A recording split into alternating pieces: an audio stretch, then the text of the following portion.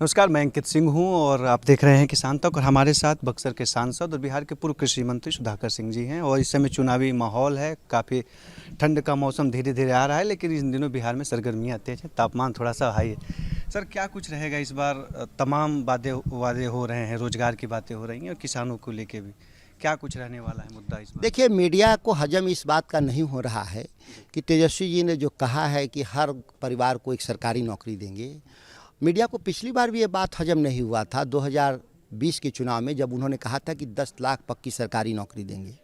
लेकिन 17 महीने के छोटे कार्यकाल में और जूनियर पार्टनर होते हुए 5 लाख पक्की सरकारी जब नौकरी दिया गया विदाउट पेपर लीक, वो भी एक इतिहास बना। नीतीश कुमार के राज में जितनी नौकरियों का कंपटीशन का परीक्षा निकला, सबका पेपर लीक रहता है। या कह सकते हैं कि नौकरियां पहले बेच दी जाती हैं, विज्ञापन बाद में नीतीश कुमार के राज में निकाले जाते हैं।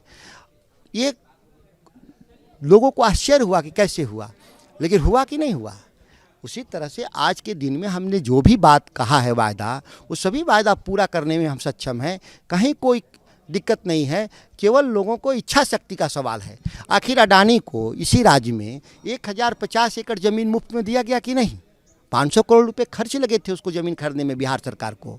और रेवड़ी के चॉकलेट के दाम में भी 1 रुपये में चॉकलेट भी नहीं आता, वो देने में हिचक। तो इच्छा शक्ति का सवाल था। मुख्यमंत्री को लगा कि हम 500 करोड़ रुपया अपने दोस्त अडानी को दे सकते हैं, तो उन्होंने दे दिया। तो ये सवाल है कि वो जो बिहार के खजाने में पैसा है, वो उसकी किसकी हिस्सेदारी और किसका अधिकार, ये तय करना है। नीतीश कुमार, मोदी जी अडानी अंबानी का देना चाहते हैं, हम आम लोगों को देना चाहते हैं। जो हमको पैसा देते हैं टैक्स के रूप में, हम उसको वापस करना चाहते हैं।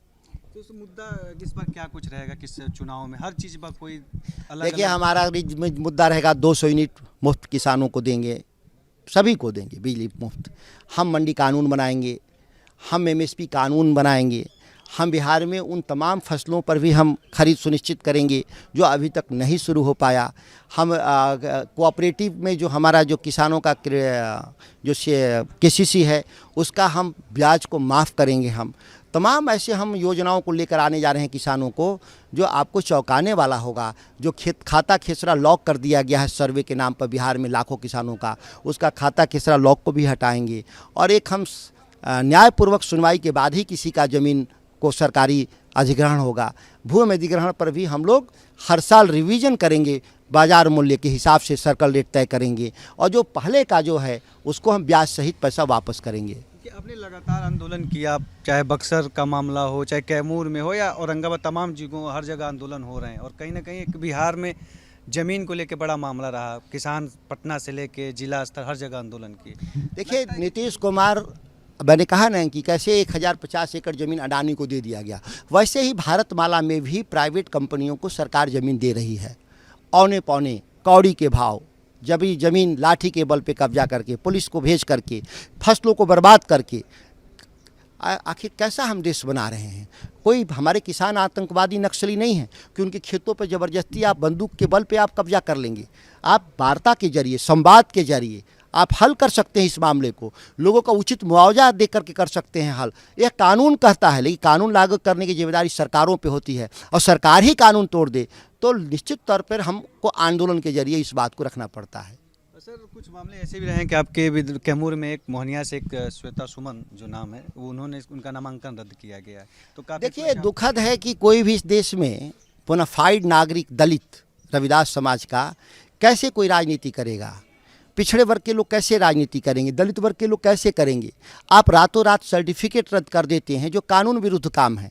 जो सर्टिफिकेट है उसको रद्द करने का अधिकार, जो अपील का अधिकार होता है, वो एडिशनल सेक्रेटरी के रैंक का अधिकारी सुनता है पटना में। आप अंचलाधिकारी अपने फैसले को कैसे पलट सकता है? उसको अधिकार ही नहीं मिला है। यहाँ तक कि वो ज़मीन का दाखिल खारिज करता है, वो भी उसको तोड़ने का अधिकार नहीं है। उसके लिए भी DCLR बना है। हर सिस्टम में एक बना हुआ है कानून में कि किस लेवल पे इसकी सुनवाई होगी। लेकिन यहाँ तो बैठे हुए अधिकारी, अंधा राज है, जैसे मर्जी वैसे राज को चलाएंगे।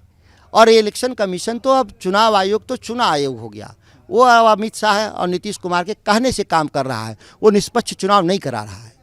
एनडीए के भी कई लोजपा जो चिराग पासवान से भी कैंडिडेटों का नामांकन रद्द हुआ और भी तमाम। देखिए, तमाम सवाल को पहले भी हमने मीडिया में अपनी प्रेस ब्रीफिंग में मैंने बताया है, उसको दोबारा रिपीट करने का कोई औचित्य नहीं है।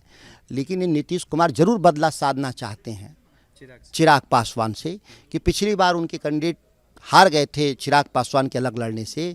इस बार साथ रहते ही बदला साधना चाहते हैं नीतीश कुमार और चिराग पासवान के सभी कैंडिडेटों को हराना चाहते हैं। क्या लगता है इस बार आरजेडी का कितना 2/3 बहुमत के साथ सरकार बिहार में बनाने जा रहे हैं। कहीं कोई दिक्कत नहीं है। बिहार की जनता मन बना ली है बदलाव के लिए। सीटों को लेकर कहीं ना कहीं कंफ्यूजन कहाँ कोई कन्फ्यूजन है। कुछ जगहों पे हड़बड़ी में 8-10 लोग नामांकन कर दिए हैं, दोहरी नामांकन, जिसको आज शाम तक सुलझा लिया जाएगा। अगर ये वीडियो आपको पसंद आया है तो इसे लाइक ज़रूर करें। अगर चैनल अभी तक सब्सक्राइब नहीं किया है तो कर लें और नोटिफिकेशन पाने के लिए बेल आइकन भी दबा दें।